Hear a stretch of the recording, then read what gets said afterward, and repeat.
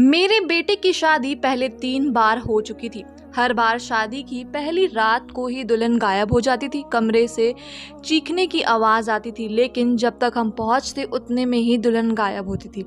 अब हम लोगों ने मेरे बेटे की चौथी शादी करवाई, लेकिन इस बार हमने प्लान बनाया कि हम लोग छुप कर देखेंगे कि आखिर कमरे में होता क्या है।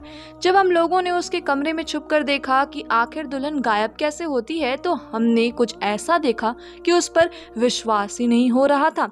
हमने देखा कि मेरा नाम आरती है। मैं एक छोटे से और साधारण परिवार में ही पली बड़ी थी।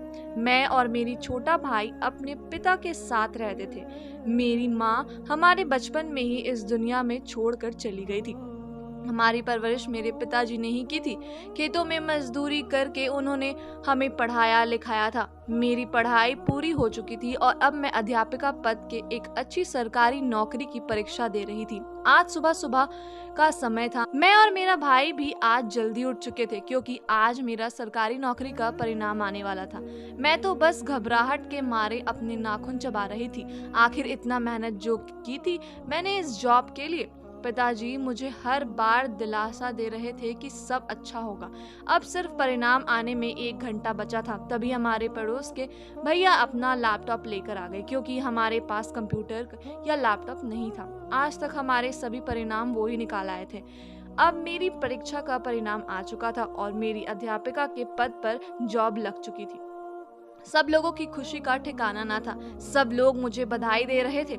मैंने अपने पिताजी को कसकर गले लगा लिया था, क्योंकि उन्होंने ही दिन रात मेहनत करके मुझे पढ़ाया लिखाया था, जिसकी वजह से आज मैं इस मुकाम तक पहुंची हूँ। मेरी खुशी का कोई ठिकाना नहीं था। साथ ही एक दुख भी था कि अगर आज माँ होती तो वो कितनी खुश होती, लेकिन अब हम कर भी क्या सकते थे। खैर, जैसे ही मेरी जॉब का मेरी सहेलियों को पता चला, वो सब हमारे घर आ चुकी थी और पार्टी मांगने लगी। पापा ने भैया को कुछ पैसे दिए और बाजार से कुछ मिठाई और नमकीन मंगवाई। सब लोगों ने जलेबी समोसे के साथ कोल्ड ड्रिंक का आनंद लिया। फिर कुछ देर हंसी ठिठोली करने के बाद वो सब चली गई और मैं भी अपने काम में लग गई। कुछ दिन यूं ही निकले और अब मेरी ज्वाइनिंग भी हो चुकी थी। मेरे गांव से कुछ दूरी पर एक शहर था। उसी में एक स्कूल में मेरी पोस्टिंग थी। कुछ दिन तो बस से ही आना जाना लगा था, लेकिन फिर मैंने एक स्कूटी ले ली और उससे आने जाने लगी।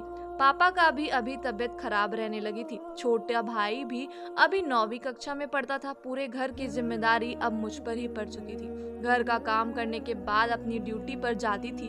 कुछ दिनों के बाद मेरी बुआ के लड़के की शादी थी। हम लोगों को वहां जाना था, इसलिए मैंने कुछ दिनों की छुट्टी ले ली और हम अब सब शादी में चले गए। पापा को भी हम साथ में लेकर चले गए, क्योंकि वो अकेले कैसे रह पाते और उनकी तबीयत भी ठीक नहीं रहती थी। तो मैं उन्हें अकेले ऐसे छोड़कर नहीं जाना चाहती थी। वहां जाकर हम लोगों ने शादी को अच्छे से एंजॉय किया और शादी के दूसरे ही दिन वापस घर आ गए। घर आकर मैं पूरी घर की सफाई में लग गई, क्योंकि इतने दिनों से घर बंद पड़ा था, जिसकी वजह से मैं पूरे घर की धूल मिट्टी जम गई थी। कुछ दिन बाद पिताजी की तबीयत अचानक खराब हो गई। उन्हें हॉस्पिटल लेकर गए। वहाँ डॉक्टर ने उन्हें एडमिट कर लिया था। कुछ दिन एडमिट रखने पर भी उनकी तबीयत में कोई सुधार नहीं था। अब मैंने उन्हें बड़े शहर में ले जाने की सोची। दूसरे दिन हम पापा को लेकर बड़े हॉस्पिटल में जाने ही वाले थे कि उससे पहले ही वो हम सबको छोड़कर जा चुके थे। मुझसे तो मानो मेरी दुनिया ही छिन गई हो, लेकिन जैसे तैसे मैंने खुद को और अपने भाई को संभाला और घर आए। पिताजी की 13वीं हो गई और उसके बाद मैंने फिर से अपनी ड्यूटी जाना शुरू कर दिया। मैंने अपने छोटे भाई को एक बड़े कॉलेज में दाखिला करवाया और अच्छे से हॉस्टल में छोड़ा। अब मैं कुछ दिनों से अपने भाई की संभालने जाती और उसे जिस चीज की भी जरूरत होती वो दे कर आती थी। मैं घर पर अकेली ही रहती थी। माँ पापा की याद मुझे बहुत सताती थी, लेकिन मैं कुछ नहीं कर पाती थी। कुछ दिन बाद मेरे मामा मामी हमारे घर पर आए। उन्हें देखकर मुझे बहुत अच्छा लगा। कुछ देर बात करने के बाद उन्होंने मुझे अपने साथ चलने को कहा, लेकिन मैं कैसे जा सकती थी, क्योंकि जहाँ पर मेरी ड्यूटी थी वो मेरे ननिहाल से बहुत दूर था। आने जाने में कई घंटे लग जाते, इसलिए मैंने जाने से मना कर दिया। दरअसल वो लोग मेरे रिश्ते की बात करने आए थे। मामा ने कहा कि बेटी, अब तुम्हारी भी शादी की उम्र हो गई है। कब तक यूं अकेली रहेगी? तुम शादी कर लो ताकि तुम्हारा सहारा तुम्हें मिल जाए। और अकेलापन भी दूर हो जाएगा। मुझे शादी में कोई भी इंटरेस्ट नहीं था, लेकिन मामा को कैसे बोल सकती थी कि मुझे शादी नहीं करनी, क्योंकि वो मुझसे बड़े थे और मेरे माँ बाप जैसे ही थे, उन्हें भी तो मेरी फिक्र थी। खैर, मैंने उन्हें हाँ बोल दी। कुछ दिन यूं ही निकले, फिर एक दिन मामा का कॉल आया और वो कह रहे थे कि मुझे लड़के वाले देखने आ रहे हैं। दूसरे दिन लड़के वाले के आने से पहले मामा मामी आ गए और सब तैयारियां में हाथ बटाने लगे। कुछ देर बाद लड़के वाले आए और मुझसे कुछ बातें की और कहा कि हमें लड़की पसंद है। इस तरह मेरा रिश्ता पक्का हो गया था। मेरे होने वाले पति का नाम गोपाल था और वो भी एक सरकारी नौकरी करते थे, लेकिन अफसोस वो भी मेरी तरह अनाथ थे। घर में सिर्फ गोपाल और उनकी बहन पायल ही रहते थे। इस तरह मेरी गोपाल से कॉल पर बात होने लगी और दोनों के दिल मिलने का टाइम ना लगा। मुझे भी गोपाल का स्वभाव और उसके विचार बहुत अच्छे लगे। अब मेरे भाई का भी कॉलेज कंप्लीट हो चुका था। मेरा भाई घर आया और मुझसे खूब बातें करने लगा। अब घर में मेरी शादी की तैयारी शुरू हो गई। कुछ दिनों बाद मेरी शादी की डेट जो निकल गई थी, मेरा भाई भी हर काम भाग भाग के कर रहा था, जैसे मानो वो मेरी शादी का कोई कमी नहीं रखना चाहता है। मेरी शादी में कोई कमी नहीं रहने वाली थी, लेकिन कमी सिर्फ एक चीज की थी और वो माँ बाप की थी। उनकी याद मुझे बहुत सता रही थी। खैर, मुझे अब एक चिंता सताने लगी कि मेरे बाद मेरे भाई का ख्याल कौन रखेगा। मुझे डर था कि कहीं वो अकेला रहकर बिगड़ ना जाए। मैंने इस बारे में मामा से बात की तो उन्होंने मेरे भाई को अपने पास रखने का बोला। मामा ने कहा कि इसकी देख रेख हम करेंगे और कभी भी कोई कमी महसूस नहीं होने देंगे। खैर, कुछ दिन बाद मेरी शादी बड़ी ही धूमधाम से गोपाल से हो गई और खुशियों के साथ मैं अपने ससुराल चली गई। वहाँ गोपाल के रिश्तेदारों ने मेरा धूमधाम से स्वागत किया और सारी रस्में पूरी की। फिर मैंने और गोपाल ने अपने नए जीवन की शुरुआत की। कुछ दिन ऐसे ही निकल गए। मेरी ननद, जो गोपाल की छोटी बहन थी, वो भी बहुत अच्छी थी। पढ़ाई में ग्रेजुएशन कर रही थी और काफी होशियार भी थी। अब मेरा भाई भी बड़ा हो चुका था और पढ़ाई करके अच्छी जॉब भी करने लगा था। खैर, अब पायल की भी पढ़ाई पूरी होने आ चुकी थी और हमारे आसपास के रिश्तेदारों ने उसके लिए रिश्ते भी आने लगे थे। गोपाल ने भी अब पायल की शादी की सोच ली थी। कुछ दिन बाद पायल का रिश्ता एक बड़े खानदान में हो गया। एक दिन हम तीनों खाना खा रहे थे, तभी गोपाल ने कहा कि पायल के ससुर का फोन आया था। उन्होंने शादी की तारीख पक्की कर दी है और 1 महीने बाद का मुहूर्त निकाला है। हम लोग तैयारी में लग गए, क्योंकि एक लड़की की शादी करते समय बहुत कुछ करना पड़ता है। किसी चीज में कोई कमी ना रह जाए, इस बात का खास ख्याल रखना जाता है। शॉपिंग और घर की लिपाई पुताई में पता ही नहीं चला कि कब 1 महीने का समय निकल गया। शादी में अब सिर्फ 2 दिन ही बचे थे। तैयारियां पूरे जोरों शोरों से चल रही थी। आखिर शादी का दिन आया और पायल की शादी बड़ी ही धूमधाम से करवाई गई। अब विदाई के बाद सभी रिश्तेदार चले गए और मैं भी सामान समेटने लगी और सब काम निपटाने के बाद कुछ देर आराम करने लगी। ऐसे ही काफी दिन निकल गए। अब एक समस्या आ गई थी। मेरे और गोपाल की लाख कोशिशों के बाद भी मैं माँ नहीं बन पा रही थी। डॉक्टर के चक्कर लगा लगा कर हम लोग थक चुके थे।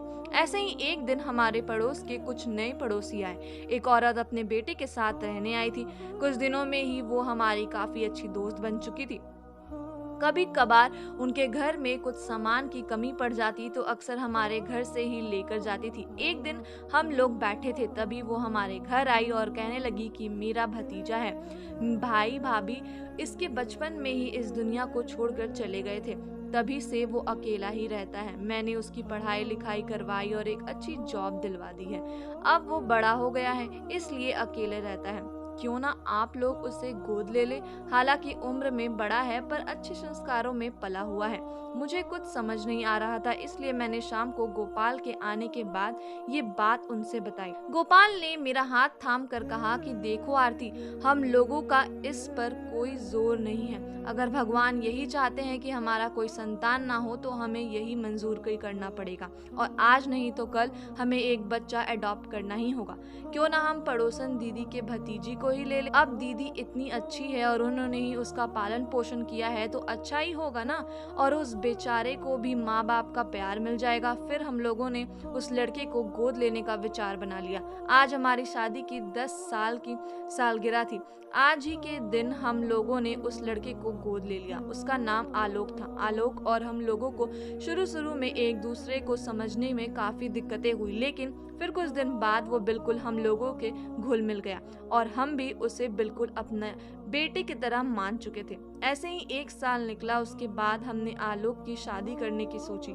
आलोक के लिए लड़की देखना शुरू कर दिया। कुछ जगह रिश्ते देखने के बाद आलोक के लिए एक अच्छा रिश्ता मिल गया। लड़की का नाम काव्या था। हम लोगों ने आलोक की शादी काव्या से बड़ी धूमधाम से करवा दी। शादी के बाद की सभी रस्मों को पूरा किया और काव्या को आलोक के कमरे में छोड़ आए। कुछ देर बाद मैं और गोपाल भी अपने कमरे आकर सो गए।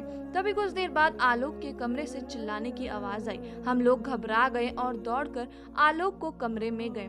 वहां जाकर देखा तो आलोक बेहोश पड़ा था और काव्या कमरे से गायब थी। हम लोगों ने आलोक को जैसे तैसे होश में लाया और काव्या के बारे में पूछा। आलोक ने अपना सिर पकड़कर कहा कि उसे कुछ भी नहीं पता। वो तो जैसे ही कमरे में आया तो अचानक उसे बेहोश हो गया और फिर उसके बाद क्या हुआ उसको उसके बारे में कुछ नहीं पता। हम लोग बहुत घबरा गए कि आखिर काव्या कहाँ गई। सब जगह तलाश की लेकिन काव्या का कोई पता नहीं चला। आखिर में हम लोगों ने ये स्वीकार कर लिया कि शायद काव्या इस शादी से खुश नहीं थी, इसलिए अपने पसंद से लड़के से साथ भाग गई होगी। अब ऐसे ही कुछ दिन निकले और हम लोगों ने आलोक की दूसरी शादी करवाने की सोची। काफी मेहनत के बाद एक अच्छे परिवार का रिश्ता मिल गया और आलोक की शादी हो गई। अब जैसे ही रात हुई आलोक के कमरे में फिर से वही जोर से चिल्लाने की आवाज आई और हम लोग वहां पहुंचते तो देखे कि आलोक बेहोश पड़ा है और उसकी बीवी कमरे से गायब है। हम लोगों की तो हालत खराब हो गई थी। घबराहट के मारे हमारी जान निकली जा रही थी। इसी तरह आलोक की तीसरी शादी हमने करवाई, लेकिन शादी के दूसरी रात दुल्हन गायब हो जाती है और आलोक अपने कमरे में बेहोश मिलता है। हम लोगों को कुछ भी समझ नहीं आ रहा था कि आखिर हो क्या रहा है। लोगों में गलत बातें चलनी शुरू हो गई कि कोई कहता है कि आलोक पर बुरी शक्तियां का साया है तो कोई कहता है कि आलोक अब सुगनी है। खैर हम लोगों का मुंह तो पकड़ नहीं सकते, इसलिए हमने लोगों की बातों पर ध्यान देने बंद कर दिया। अब तो आलोक का रिश्ता होना मुश्किल हो गया था क्योंकि कोई भी अपनी बेटी को हमारे घर की बहू के रूप में भेजना नहीं चाहता था। सबको यही लगता था कि हमारे घर में कोई काला जादू होता है जिसकी वजह से लड़कियां गायब हो जाती है। अब हम लोग पूरी तरह से परेशान हो चुके थे, लेकिन हम आलोक को इस तरह कुंवारा भी तो नहीं रोक सकते थे। हम लोगों ने आलोक की चौथी शादी के बारे में सोचा और लड़की तलाशने लगे। अब की बार इतनी आसानी से हमें कोई रिश्ता नहीं मिलने वाला था। जैसे तैसे एक रिश्ता देखा। लड़की भी पहले से एक बार शादीशुदा थी। लड़की का नाम सीता था। सीता एक शादी के केवल 5 महीने ही हुए थे कि उनके पति के देहांत हो गया। सीता अपने माता पिता के पास एक विधवा की जिंदगी गुजार रही थी। हम लोगों ने सीता के माता पिता से आलोक की बाकी की 3 शादियों के बारे में बात कर ली थी। उन्हें इस बात से कोई आपत्ति नहीं लगी और हम लोगों ने आलोक और सीता की शादी करवा दी। हमारा दिल बहुत घबराया हुआ था कि कहीं इस बार भी ऐसा कुछ ना हो जाए जो आलोक की बाकी की शादियों में हुआ था।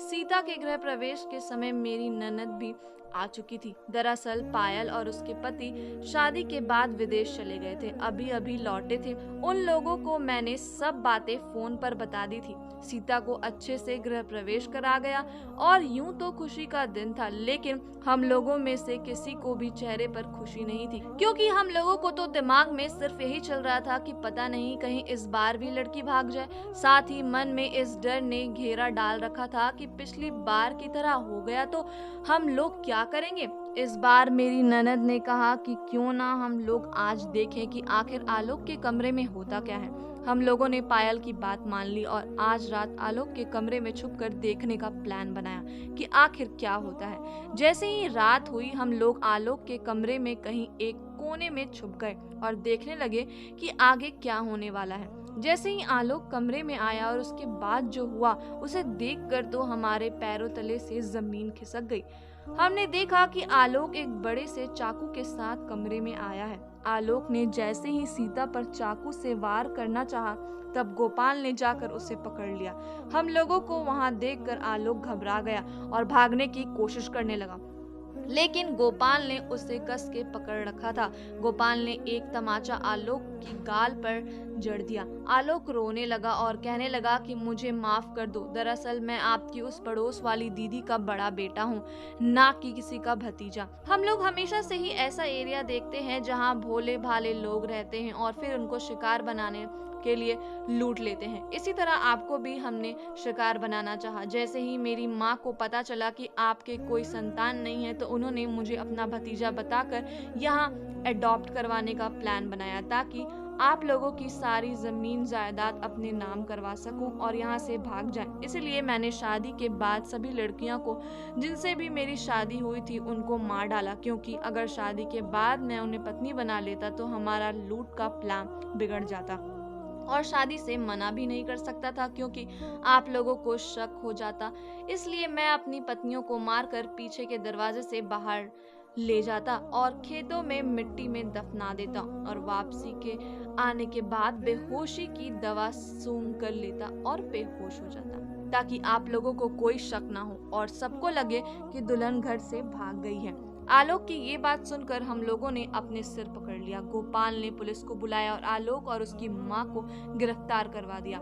मैं तो बस यही बात सोच सोच कर मरे जा रही थी कि कोई पैसों के लिए इतना कैसे गिर सकता है, और उन लड़कियों का क्या कसूर था जो बिना किसी गुनाह को आलोक का शिकार हो गई और इस दुनिया से चली गई। मुझ में अब इतनी हिम्मत नहीं थी कि मैं कुछ और करूं। बस इतना ही सोच पा रही थी कि पता नहीं कब लोग पैसों के लालच से आना बंद करेंगे। धन्यवाद।